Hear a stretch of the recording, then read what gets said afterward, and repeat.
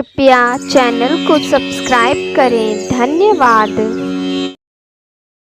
शुक्रवार का व्रत उठाएं, संतोषी माता की शरण में आएं। गुड़ और चने का भोग लगाएं, जीवन में सदा ही सुख पाएं। संतोषी माता की जय। बोलिए मित्रों, जय मां संतोषी। हे मां संतोषी, आप हम सभी भक्तों पर अपनी कृपा सदा ही बनाए रखना। मित्रों, संतोषी माता के चरण कमलों का ध्यान करते हुए सुनते हैं शुक्रवार व्रत की बहुत ही सुंदर कथा। प्राचीन समय की बात है। एक गांव में एक बुढ़िया रहा करती थी। उस बुढ़िया के 7 पुत्र थे। 6 कमाने वाले थे और एक पुत्र कमाता नहीं था। उसके 7 बेटों की शादी हो चुकी थी और सबसे छोटे वाले बेटे की शादी एक अति गुणवान और सुशील कन्या के साथ संपन्न हुई थी। बुढ़िया अपने 7वें पुत्र का विवाह होने के बाद अपनी सबसे छोटी बहू से घर के सारे काम करवाती, परंतु उसे ठीक से खाना भी नहीं देती थी। यह सब लड़का देखता पर माँ से कुछ भी नहीं कह पाता था और उसकी बहू दिन भर काम में लगी रहती थी। वो उपले थापती, रोटी रसोई करती, बर्तन साफ करती, कपड़े धोती और इसी में उसका सारा समय बीत जाता था। बुढ़िया भी अपने 6 बेटों की रसोई बनाती और उन्हें अच्छा भोजन कराती और पीछे से जो कुछ जूठन बचता सो 7वें बेटे को उठा कर दे देती थी। बुढ़िया का 7वां बेटा बड़ा ही भोला भाला था। वो अपने मन में किसी भी प्रकार का कोई गलत विचार नहीं करता था। एक दिन वो लड़का अपनी बहू से बोला, देखो प्रिय, मेरी माता का मुझ पर कितना प्यार है। वह बोली, क्यों नहीं, बहुत प्यार है कि सबका बचा हुआ जूठा तुमको खिलाती है। वह बोला, भला ऐसा भी कहीं हो सकता है? मेरी माँ ऐसा कभी नहीं कर सकती। मैं जब तक आंखों से न देखूं, मैं मान ही नहीं सकता। बहू ने हंसकर कहा, तुम देख लोगे तब तो मानोगे। ऐसे ही कुछ दिन बाद एक बड़ा त्योहार आया। बुढ़िया के घर में 7 प्रकार के भोजन और चूरमा के लड्डू बनाए गए। बुढ़िया का 7वां बेटा अपनी पत्नी की बात को जांचने के लिए सिर दर्द का बहाना करके एक पतला कपड़ा सिर पर ओढ़कर रसोई घर में सोने का बहाना करके लेट गया। अब तो लड़का कपड़े में से सब देखता रहा कि आखिर क्या हो रहा है। जब 6 भाई भोजन करने आए, उसने देखा कि माँ ने उनके लिए सुंदर सुंदर आसन बिछाए हैं, 7 प्रकार की रसोई परोसी है और हर बेटे को आग्रह करके जिमाती है कि खा ले बेटा। 7वां बेटा कपड़े के पीछे ये सब देख रहा था। 6 भाई भोजन करके उठे तब माता ने उनकी जूठी थालियों में से लड्डुओं के टुकड़ों को उठाया और एक लड्डू बना दिया। जूठन साफ कर बुढ़िया ने 7वें बेटे को पुकारा कि उठो बेटा, 6 भाई भोजन कर गए, अब तू ही बाकी है, उठना कब खाएगा? वह कहने लगा कि माँ, मुझे भोजन नहीं करना, मैं धन कमाने के लिए परदेश जा रहा हूँ। माँ को बेटे की बात पसंद आ गई कि बेटा परदेश जाएगा तो बहुत सारा धन कमा कर लाएगा। बुढ़िया ने अपने बेटे को जाने की आज्ञा दे दी और कहा कि कल जाता हो तो आज ही जा। वह बोला, हाँ हाँ, आज ही जा रहा हूँ। यह कहकर वह घर से निकल गया। चलते समय उसे अपनी पत्नी की याद आई। वह गौशाला में उपले थाप रही थी।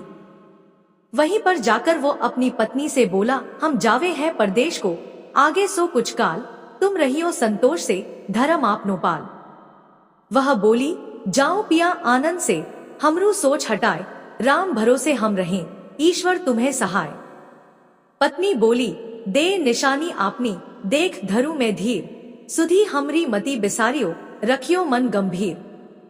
वो बोला कि मेरे पास तुम्हें देने के लिए तो कुछ भी नहीं है, बस यह एक अंगूठी है, सो ले लो और अपनी कुछ निशानी मुझे भी दे दो। वह बोली, मेरे पास आपको देने के लिए क्या है? इतना कहकर वह पति के चरणों में गिरकर रोने लगी। इससे पति के जूतों पर गोबर से सने हाथों से छाप बन गई। वह घर से चल दिया और कई दिनों तक चलता रहा और चलते चलते वो एक दूर देश में जा पहुंचा। वहां पर एक बड़े साहूकार की दुकान थी। वहां जाकर वो कहने लगा, सेठ जी, मुझे धन की बहुत आवश्यकता है, मुझे आप नौकरी पर रख लो। साहूकार को भी काम के लिए एक व्यक्ति की जरूरत थी, तो वह बोला कि ठीक है, रह जाओ।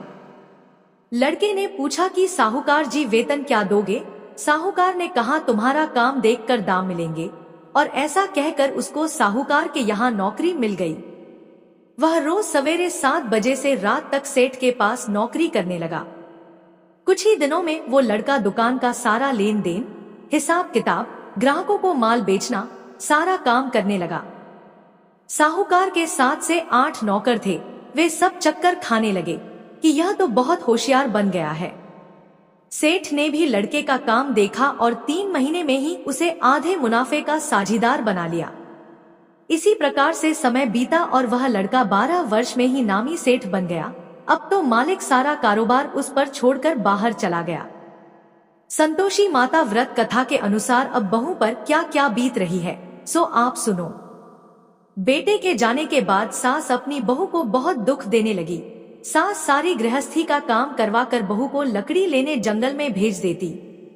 इस बीच घर की रोटियों के आटे से जो भूसी निकलती उसकी रोटी बनाकर रख दी जाती और फूटे नारियल के खोपरे में पानी पीने के लिए दिया जाता और इस तरह उस दुखियारी के दिन बीत रहे थे।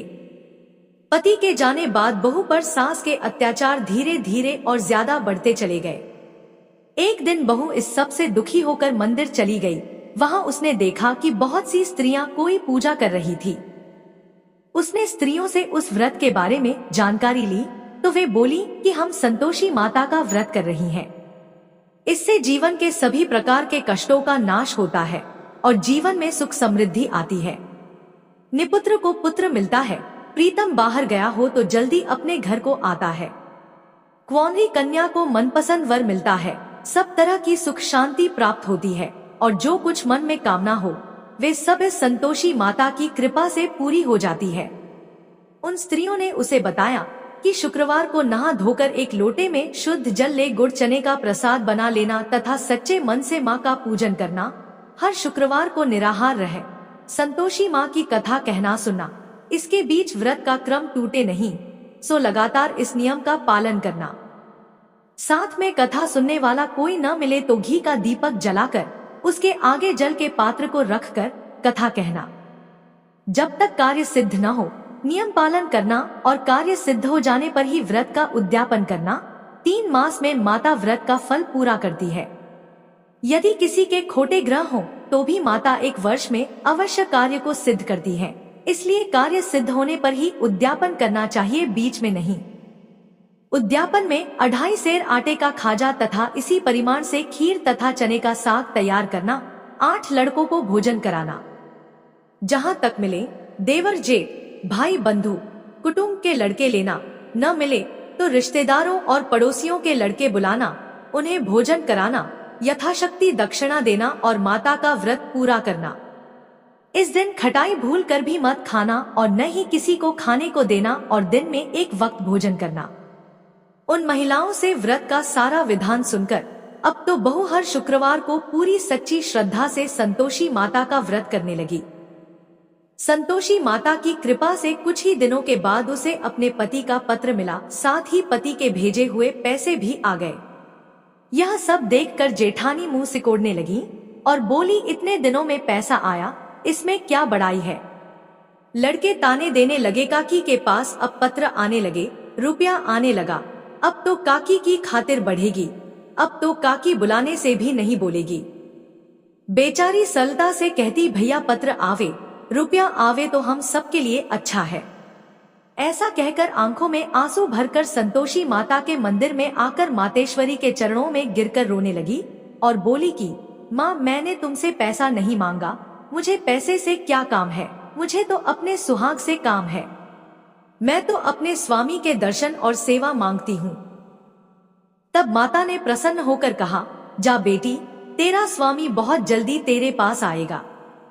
यह सुनकर वह खुशी से बावली हो गई और घर में जा काम करने लगी। अब संतोषी माँ विचार करने लगी कि इस भोली भाली पुत्री से मैंने कह तो दिया तेरा पति आएगा, पर कहां से, वह तो स्वप्न में भी इसे याद नहीं करता, उसे याद दिलाने मुझे जाना पड़ेगा। इस तरह माता बुढ़िया के बेटे के पास स्वप्न में प्रकट होकर कहने लगी, साहूकार के बेटे सोता है या जागता है। वह बोला, माता सोता भी नहीं हूँ, जागता भी नहीं हूँ, बीच में ही हूँ, कहो क्या आज्ञा है। माँ कहने लगी, तेरा घर बार कुछ है या नहीं। वह बोला, मेरा सब कुछ है माता, माँ बाप, भाई बहन, बहू, क्या कमी है। माँ बोली, पुत्र, तेरी स्त्री घोर कष्ट उठा रही है, माँ बाप उसे दुख दे रहे हैं, वह तेरे लिए तरस रही है, तू उसकी सुधि ले। वह बोला, हाँ माता, यह तो मुझे मालूम है, परंतु मैं जाऊं तो जाऊं कैसे? परदेश की बात है, लेन देन का कोई हिसाब नहीं, कोई जाने का रास्ता नजर नहीं आता, मैं कैसे चला जाऊं? माँ कहने लगी, मेरी बात मान, सवेरे नहा धोकर संतोषी माता का नाम ले और एक घी का दीपक जला, दंडवत होकर दुकान पर जाकर बैठना, देखते ही देखते तेरा लेन देन सब चुकता हो जाएगा, जमा माल बिक जाएगा, सांझ होते होते धन का ढेर लग जाएगा। जब सवेरे उठकर उसने लोगों से अपने सपने की बात कही तो वे सब उसकी बात अनसुनी कर खिल्ली उड़ाने लगे कि कहीं सपने भी सच होते हैं।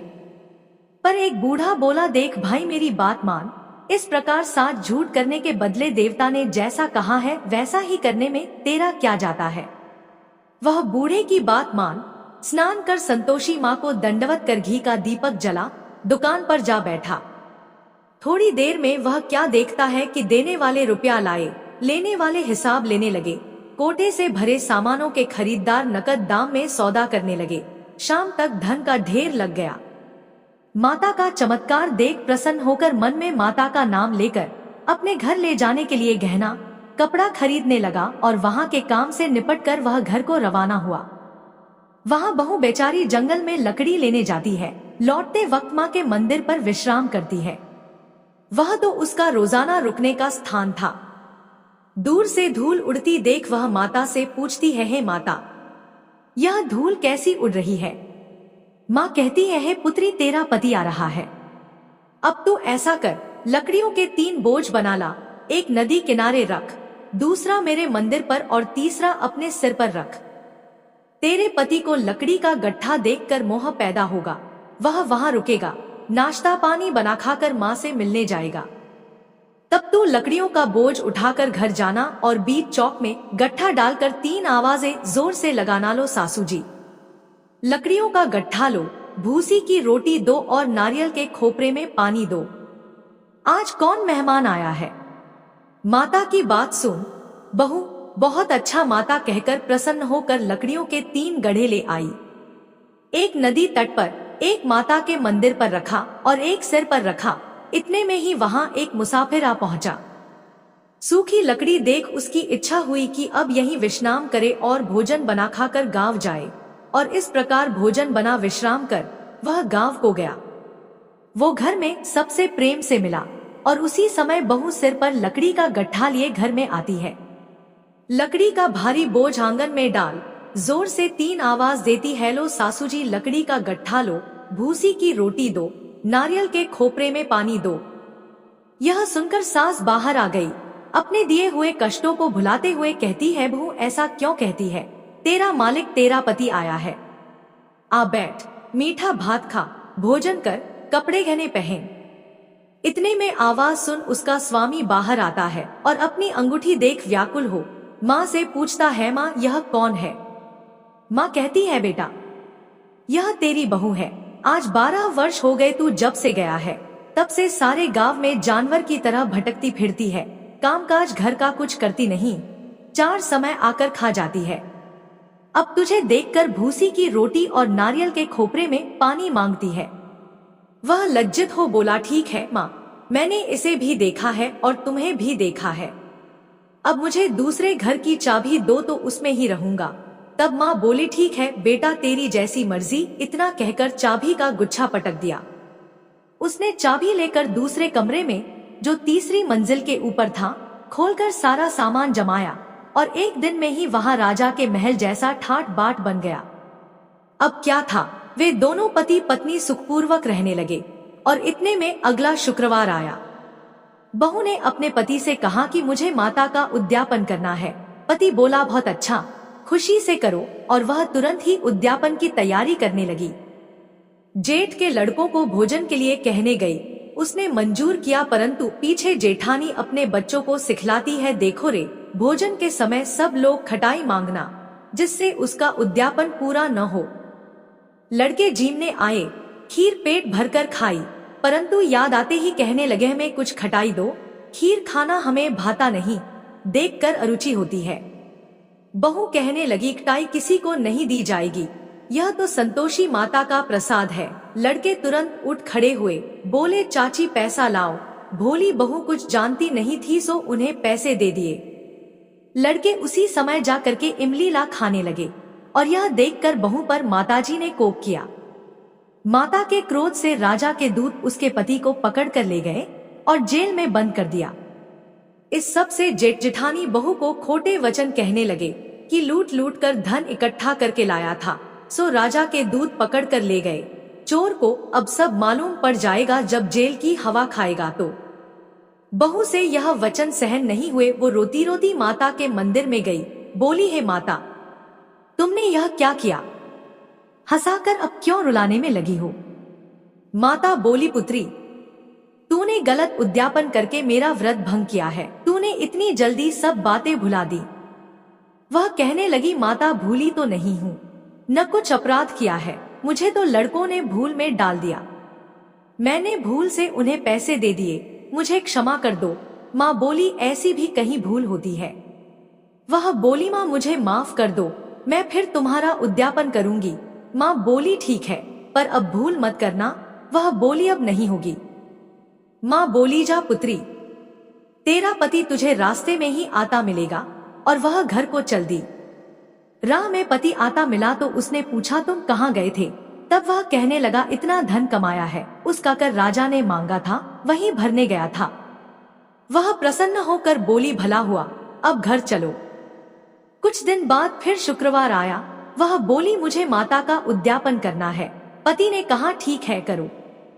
वह फिर जेठ के लड़कों से भोजन करने को कहने गई तो जेठानी ने एक दो बातें सुनाई और लड़कों को सिखा दिया कि तुम पहले ही खटाई मांगना। लड़के कहने, जगह में खीर नहीं खाना, जी बिगड़ता है, कुछ खटाई खाने को देना। वह बोली, खटाई खाने को नहीं मिलेगी, आना हो तो आओ। और ऐसे वह ब्राह्मणों के लड़के बुलाकर भोजन कराने लगी। यथाशक्ति दक्षिणा की जगह एक एक फल उन्हें दिया और इससे संतोषी माता प्रसन्न हुई। माता की कृपा होते ही 9वें मास उसको चंद्रमा के समान सुंदर पुत्र प्राप्त हुआ। वो पुत्र को लेकर प्रतिदिन माता जी के मंदिर में जाने लगी। माँ ने सोचा कि यह रोज आती है, आज क्यों न मैं ही इसके घर चलूं, इसका आसरा देखूं तो सही। यह विचार कर माता ने भयानक रूप बनाया। गुड़ और चने से सना मुख, ऊपर सूंड के समान होंठ, उस पर मक्खियां भिन भिना रही थी। दहलीज में पांव रखते ही उसकी सास चिल्लाई, देखो रे, कोई चुड़ैल डाकिन चली आ रही है, लड़कों इसे भगाओ, नहीं तो किसी को खा जाएगी। लड़के डरने लगे और चिल्लाकर खिड़की बंद करने लगे। यह सब बहू रोशनदान में से देख रही थी। प्रसन्नता से पगली होकर चिल्लाने लगी, आज मेरी माता जी मेरे घर आई है। यह कहकर बच्चे को दूध पिलाने छोड़ देती है। इतने में सास का क्रोध फूट पड़ा।